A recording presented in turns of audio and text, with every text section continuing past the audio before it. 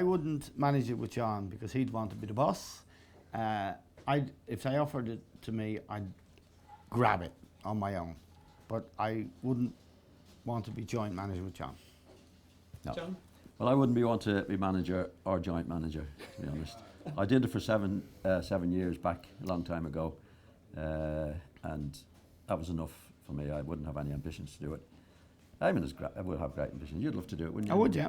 John was very good, actually. He transformed the Irish soccer team in the 90s, 80s.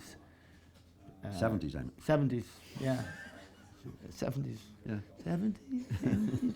No, John transformed it. He made it professional, and all the things that Roy Keane was advocating for in Saipan, a lot of that. Well, John was the reformer before Roy Keane. Roy was right to look for the things he looked for players, but John looked for things as well, like boots and the ball, and not staying in the Four Courts Hotel, which was a kip.